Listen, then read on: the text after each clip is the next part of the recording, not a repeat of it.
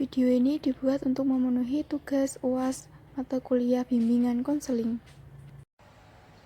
Saya Vera Fitri Aini, NIM 2231410015 dari PGMI 2A.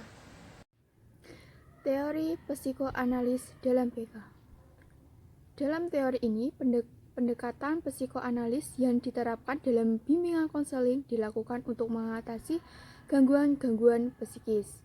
Meskipun dalam rangka besar bimbingan konseling dilakukan tidak selalu berkaitan dengan kesehatan pada mental, tetapi paradigma berlik yang dibangun Freud identik dengan masalah kesehatan mental. Terus, apa tujuan dalam bimbingan tersebut?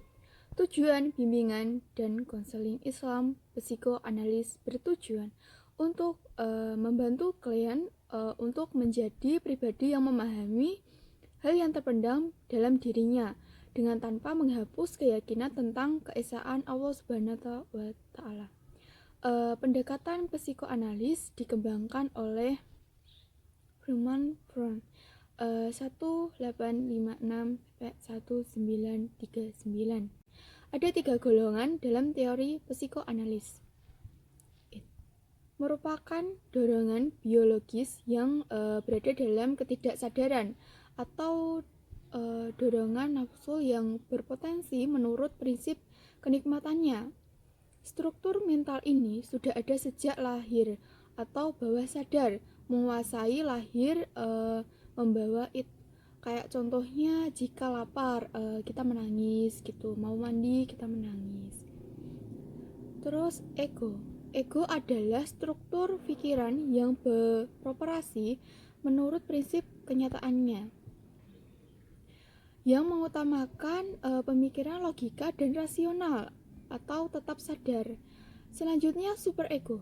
Superego itu merupakan struktur yang terbentuk dari komponen, misalnya sosial dan moral. Struktur ini bertanggung jawab menentukan tingkah laku baik dan buruk beroperasi menurut prinsip moral.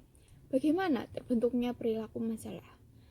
Menurut pendekatan psikoanalis, pribadi yang tidak sehat atau tingkah laku bermasalah untuk pendekatan psikoanalis adalah yang pertama tidak dapat mengontrol sistem ego dan superegonya. Yang kedua, adanya kegagalan pada tahap perkembangan atau proses pembelajaran sejak kecil. Teori behaviorisme dalam BK. Menurut teori behavioristik adalah perubahan tingkah laku sebagai akibat dari adanya interaksi antara stimulus dan respon.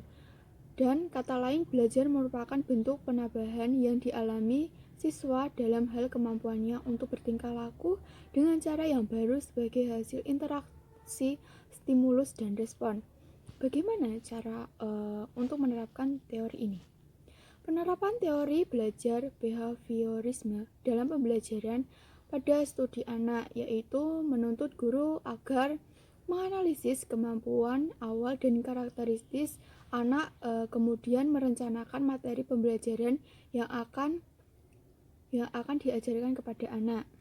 Tujuan pembelajaran dalam teori behavioristik ditekankan pada penambahan pengetahuan pembentukan perilaku sebagai hasil belajar yang tampak diperoleh dengan penataan kondisi yang ketat dan penguatan perilaku manusia dipengaruhi oleh stimulus dan ada di lingkungannya. Sekarang kita bicara teori tersebut di dalam kasus. Saya menggunakan teori behaviorisme untuk membuat siswa lebih aktif. Masih dengan salah satu konsep dasar dalam behaviorisme, yaitu reinforcement. Kita dapat mempengaruhi perilaku siswa di dalam sekolah. Apabila ingin membuat siswa lebih aktif dan lebih mau terlibat dalam pembelajaran, guru bisa memberikan alternatif lain kayak seperti setiap anak ingin bertanya atau menjawab pertanyaan. Nah, guru itu bisa memberikan applause atau memberikan isyarat jempol atau memberikan nilai tambahan atau bisa juga memberikan bintang seperti itu. Dalam konsep Habermas dikatakan bahwa semakin sering reward diberikan atas perilaku, ini akan memperkuat koneksi stimulus dan respon. Oleh sebab itu, guru dapat membuat daftar perilaku positif yang ingin dikuatkan kemunculan pada siswa. Kemudian secara konsisten segera memberikan penguatan apabila siswa sudah menunjukkan perilaku yang sesuai dengan harapan. Jadi stimulusnya itu kita bisa memberikan peran sebagai guru, memberikan applause atau ekspresi apresiasi seperti memberikan bintang juga ketika si anak bertanya gitu.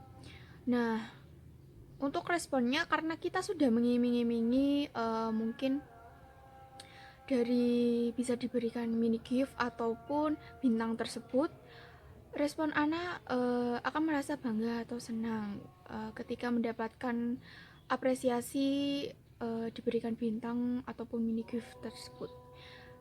Penguatannya seperti si anak merasa bersaing dengan temannya untuk bertanya menjawab karena untuk mendapatkan apresiasi tersebut.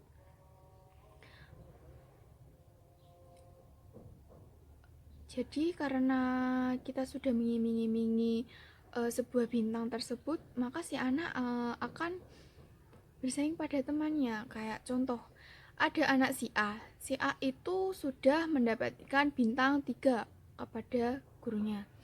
Nah, siswa si B itu baru mendapatkan 2 bintang.